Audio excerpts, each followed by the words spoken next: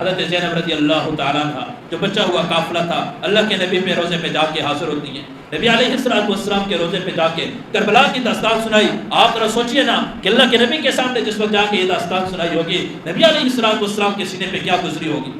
جب بتایا ہوگا کہ وہ نواسا جس کو آپ کندھے پہ بٹھا کے چکر لگایا کرتے تھے، کمرے کے اندر گھما کرتے تھے اور یوں کہا کرتے تھے بیٹا آپ کی سواری کیسی ہے یا رسول اللہ، آج اس نواسے کے لیے زمین پہ دفن ہونے کی جگہ نہیں ہے، آج اس نواسے کا نیچے کا داڑھ ہے وہ کربلا کی ریت پہ پڑا ہوا ہے، ان کا سر دمشق کی سر زمین کے اوپر ہے۔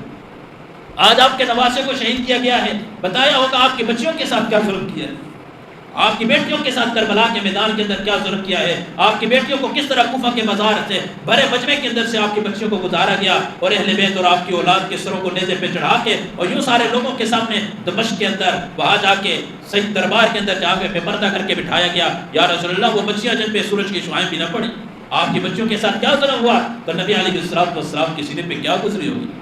میرے اور آپ کے نبی کے اوپر کیا گزری ہوگی۔ یا حضرت زینب رضی اللہ تعالیٰ عنہ نے جا کے سارا کا سارا کربلا کا واقعہ سنایا ہوگا۔ فاتح بن چکے ہیں حضرت زینب رضی اللہ تعالیٰ عنہ جب خیمے سے باہر آئی، جب انہوں نے دائیں بائیں دیکھا، کہاں ہے حسین، کہاں ہے علی الاصغر، کہاں ہے علی الاکبر، ایک ایک کا نام لیا، جب اوپر دیکھا ہر ایک کے سر کو نیزے پہ لٹکایا ہوا تھا، سارے کے سارے 72 اہل بیت کے سب کے سر جو ہے وہ نیزے پہ لگے ہوئے ہیں۔ حضرت زینب رضی اللہ تعالیٰ عنہ ان کا بھی وہ دل تھا، کس طرح وہ ایک ایک کو دیکھ رہی تھی نیزے کے اوپر ہے، اور جب زین العابدین کی طرف وہ آیا شمر مارنے کے لیے، وہ بیمار تھے، 12 سے 14 سال ان کی عمر ہے، سخت بیماری کی حالت میں، تو حضرت زینب آگے ہوگی کہ اس تک پہنچنے کے لیے پہلے مجھے مارنا ہوگا، اس کے بعد یہ بیماری کی حالت میں ہے اس کے اوپر تلوار نہ چلانا۔ اس کے بعد انہوں نے یزید کے دربار کا سفر شروع کیا، یہاں یہ 20 سے 40 بچے اور عورتیں رہ چکی تھی، اب یہ سمجھا کہ ہم فاتح بن چکے ہیں۔ عبید اللہ بن زیاد بڑے تکبر کے اندر تھا کہ میں نے حضرت حسین کو مار دیا ہے، میں نے سارے قافلے کو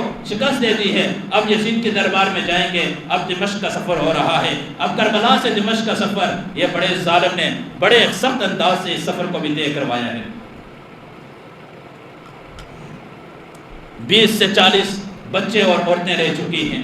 اور ان کو اونٹوں کے اوپر بٹھایا گیا اور ہاتھ کے اندر نیزے ہیں اور ان کے سروں کے اوپر اہل بیت حضرت حسین رضی اللہ تعالی عنہ کا سر نیزے پہ ہے، اور باقی جتنے بھی شہید ہوئے ہیں ہر ایک کے سر کو نیزے پہ لٹکا کے ایسے آسمان کی طرف کیا اور اونٹوں پہ سوار کر کے اور کوفہ کے بھرے ہوئے مجمع سے شہر کے درمیان سے نکل کے یہ قافلہ گیا ہے۔ جب یہ دمشق پہنچا، آپ دیکھیں نا کس طرح ان عورتوں کی بے حرمتی کی، کیسے ان لاشوں کی بے حرمتی کی، ہر ایک کو شہید کرنے کے بعد ان کے سروں کو نیزے پہ لٹکا کے اس کوفہ کے بازار سے لے کے چلے گئے۔ جب دمشق پہنچے وہاں یزید نے دربار سجایا، وہاں یزید تخت پہ بیٹھا اور سونے کی تشت کے اندر حضرت حسین رضی اللہ تعالیٰ عنہ کا جس وقت سر لا کے سامنے رکھا اور بی بی زینب کھڑی ہوگی، اور جب اس نے دیکھا کہ یزید تکبر کے اندر ہے، فتح کے نشے کے اندر ہے کہ میں فاتح بن چکا ہوں، حضرت زینب رضی اللہ تعالیٰ عنہ نے یزید کو للکار کے کیا کہا، الحمدللہ رب العالمین والصلاة والسلام علی رسولہ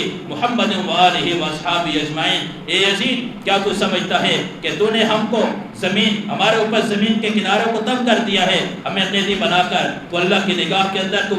عزت والا بن چکا ہے اور ہم ذلیل ہو چکے ہیں؟ ہرگز ایسا نہیں ہے۔ کیا یہ سمجھتا ہے کہ تو ہمیں قیدی بنا کر، ہمارے شہر بروا کر اور ہمیں رسوا کر کے یوں کوفہ کے بازاروں سے گزار کے اور یوں یہ سمجھتا ہے کہ ہمیں ذلیل کر کے تو نے عزت پا گئی ہے؟ ہرگز ایسا نہیں، تیری یہ ساری کی ساری عزت وقتی ہے، ہماری یہ قربانی یہ اللہ رب العزت کے ہاں ہمیشہ ہمیشہ کے لیے یاد ہوگی، ہم اللہ کے سامنے پیش ہوں گے، ہماری یہ قربانی قیامت کی صبح تک اس قربانی کا تذکرہ ہوگا، ہمارے ایک ایک جتنے بھی شہید ہونے والے ہیں سارے ایک ایک ان کے قربانی کا تذکرہ قیامت کی صبح تک ہوگا۔ اے یزید، تیری جو حکومت ہے، تیری جو یہ عزت ہے یہ وقتی ہے، یہ ختم ہو جائے گی۔ کیا تو تعریف چاہتا ہے، واہ واہ چاہتا ہے؟ اس عزت کا کوئی فائدہ نہیں۔ آج بھی تو دیکھے گا اذان کے اندر میرے ہی نانے کا نام ہو گیا، حضرت زین العابدین نے۔ اس کے بعد جب ان کا خطبہ ختم ہوا، امام زین العابدین کھڑے ہو گئے، انہوں نے خطبہ شروع کر دیا، الحمدللہ رب العالمین والصلاة والسلام علی رسولہ محمد وعلی آلہ واصحابہ اجمعین۔ اس کے بعد کہا، اے لوگو یا ایھا الناس، اے لوگو کیا آپ جانتے ہو میں کون ہوں؟ میں وہ ہوں جس کو اللہ رب العزت نے، ہمیں اہل بیت کو، آل رسول کو اللہ رب العزت نے 6 چیزوں کے اندر فضیلت عطا کی ہے۔ 6 چیزوں کے اندر اللہ نے ہمیں فضیلت عطا کی ہے۔ سب سے پہلے اللہ نے علم ہمیں عطا کیا ہے، دوسرے طور پہ اللہ نے بردباری ہمیں دی ہے، تیسرا اللہ نے سخاوت ہمیں دی ہے، چوتھا اللہ نے فصاحت ہمیں دی ہے، اللہ نے شجاعت ہمارے اندر رکھی ہے، چھٹا یہ ہے کہ ایمان والوں کے دلوں کے اندر اللہ نے ہماری محبت رکھی ہے۔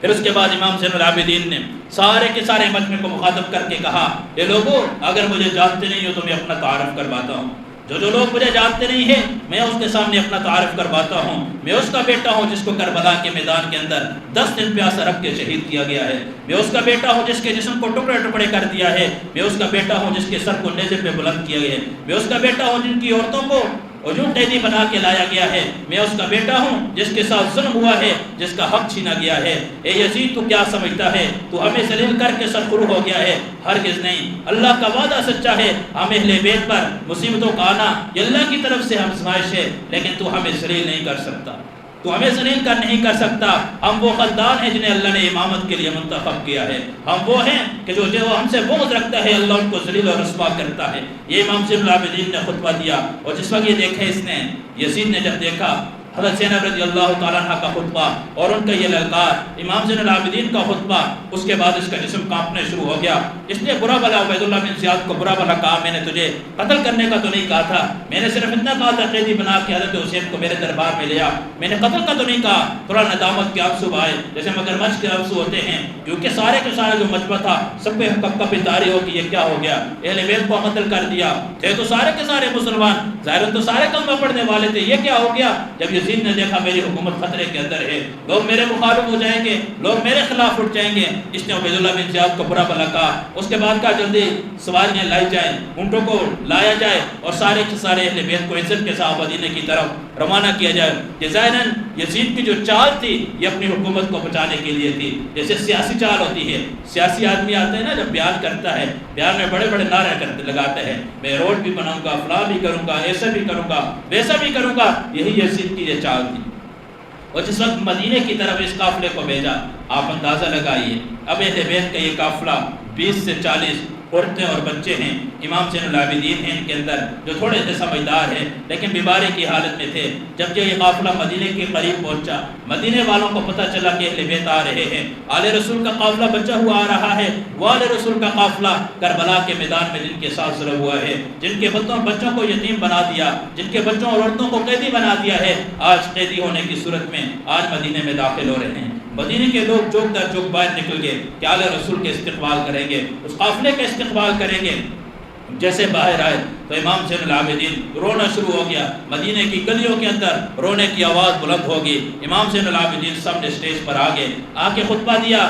کہ ہم اہل بیت کا قافلہ جس وقت مدینے کے قریب پہنچے گا، ہم اہل بیت جو تھے ہمیں تو اللہ رب العزت نے آپ کے درمیان امانت رکھا تھا، آپ ہمیں جانتے ہیں ہم کس کی اولاد میں سے ہیں، لیکن کربلا کے میدان کے اندر یزید نے جو ہمارے ساتھ ظلم کیا ہے اس کی داستان آپ میں سے ہر ایک جانتا ہے کہ کس انداز سے ہمارے ساتھ ظلم ہوا ہے، ہمارے جتنے بھی بچے تھے ان کو یتیم کر دیا ہے، ہم شہیدوں کا غم لے کے، یتیموں کے آنسو لے کے آج آپ کے سامنے قیدی بن کے آپ کے سامنے حاضر ہوئے ہیں۔ ادھر امام زین العابدین بڑے جوش کے اندر ہیں، حضرت زینب رضی اللہ تعالیٰ عنہ خاموش ہیں، حالانکہ حضرت زینب رضی اللہ تعالیٰ عنہ نے کربلا کی ساری داستان اپنی آنکھوں سے دیکھی۔ حضرت حسین رضی اللہ تعالیٰ عنہ کے سر کو کٹا ہوا دیکھا ہے، چھوٹے چھوٹے بچوں کے سر کو کٹا ہوا دیکھا ہے، لیکن جب مدینے کی گلیوں میں آئے اللہ کے نبی کا وہ دور یاد آ گیا کہ نبی علیہ السلام نے حضرت حسین کو ان گلیوں کے اندر حضرت حسین کو پھیرا کرتے تھے، تو حضرت زینب رضی اللہ تعالیٰ عنہ کی آنکھوں سے آنسو جاری ہو گئے۔ وہ زینب جو کربلا کے میدان کے اندر نہ روئی، آج مدینے کی گلیوں کے اندر خاموش ہے، زبان بند ہو چکی تھی، آنکھوں سے آنسو جاری ہو چکے ہیں کہ کیا معاملہ ہو گیا، اہل بیت کے ساتھ کس قسم کا ظلم ہو چکا ہے، آل رسول کو کس طرح شہید کر دیا۔ حضرت زینب رضی اللہ تعالیٰ عنہ جو بچا ہوا قافلہ تھا، اللہ کے نبی پہ روزے پہ جا کے حاضر ہوتی ہیں، نبی علیہ السلام کے روزے پہ جا کے کربلا کی داستان سنائی۔ آپ ذرا سوچئے نا کہ اللہ کے نبی کے سامنے جس وقت جا کے یہ داستان سنائی ہوگی، نبی علیہ السلام کے سینے پہ کیا گزری ہوگی۔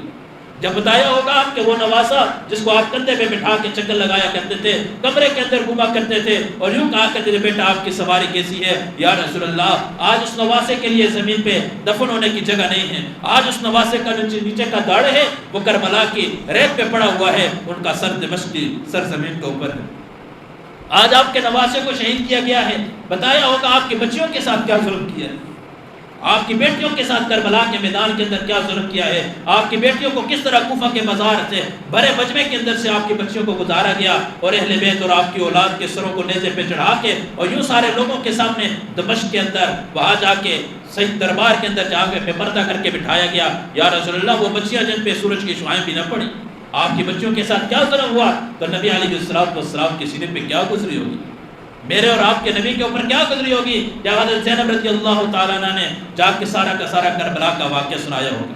میرے عزیز بھائیو اور دوستو، یہ کوئی معمولی واقعہ نہیں ہے، یہ کوئی معمولی داستان نہیں ہے، کربلا کی یہ داستان تاریخ کے اندر خون کے ساتھ لکھی گئی ہے، یہ کوئی معمولی نہیں ہے کہ آل بیت کو آل رسول کو شہید کیا گیا ہے اور بے درد انداز سے شہید کیا ہے، صرف حکومت کی لالچ کے اندر حضرت حسین رضی اللہ تعالیٰ عنہ اور ان کے قافلے کو شہید کیا ہے، اور کس طرح میں نے آپ کے سامنے کہا چھوٹا بچہ تھا، ایسے اٹھا کے سامنے رکھا کہ ہمیں پانی نہیں دیتے، کم از کم اس بچے کو 10 دن ہو گئے، اس کو پینے کے لیے کچھ نہیں ملا، اس کی زبان خشک ہو کے باہر آ چکی ہے، اس ظالم نے اس کو بھی نہ چھوڑا، اس کو بھی مار دیا، تیر مار کے اس کو بھی ختم کر دیا۔ تو حضرت حسین کے سینے پہ کیا گزری، لیکن مجھے اور آپ کو اس کربلا کے واقعے سے کیا سبق ملا ہے،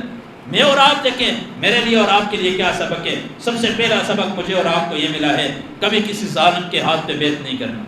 آپ کو پتہ ہے کہ ظالم آدمی ہے، ووٹوں میں کھڑا ہے، نا انصاف ہے، فاسق فاجر انسان ہے، کبھی اس کے ہاتھ پہ بیعت نہیں کرنا۔ حضرت حسین یزید کے ہاتھ پہ بیعت کرتے بات ختم ہو جاتی، لیکن حضرت حسین نے بتا دیا کہ میں آل رسول میں سے ہوں، میں فاسق فاجر کے ہاتھ پہ بیعت نہیں کرتا۔ عبید اللہ بن زیاد جو تھا وہ فاسق تھا، فاجر تھا، ظالم تھا، وہ کہہ رہا ہے میرے ہاتھ پہ بیعت کرو، کہا ایسا نہیں ہو سکتا، میں فاسق ظالم کے ہاتھ پہ بیعت نہیں کرتا۔ دوسرا سبق مجھے اور آپ کو ملا، کربلا کے میدان میں 10 دن حضرت حسین پیاسے تھے، لیکن تیمم کر کے نماز نہیں چھوڑی، تیمم کر کے پینے کے لیے پانی موجود نہیں تھا، لیکن تیمم کر کے 10 دن تک نماز کا اہتمام ہوتا رہا۔ میں اور آپ دیکھیں ہماری مسجدیں کتنی آباد ہیں، ہمارے بازار کتنے آباد ہیں، ہم اپنے آپ کو حسینی کہتے ہیں، ہم کہتے ہیں کہ یزید پہ لعنت ہے اور بڑے بیازید بنے پھرتے ہیں۔ اللہ کی قسم گھر کے اندر ہمارا رویہ یزیدوں والا ہوتا ہے، باہر ہم بیازید ہوتے ہیں، بڑے بزرگ بنے ہوتے ہیں، مسجد کی صفوں کے اندر ہم بیازید بنے ہوتے ہیں، باہر بازار کے ماحول میں ہم یزید بنے ہوتے ہیں۔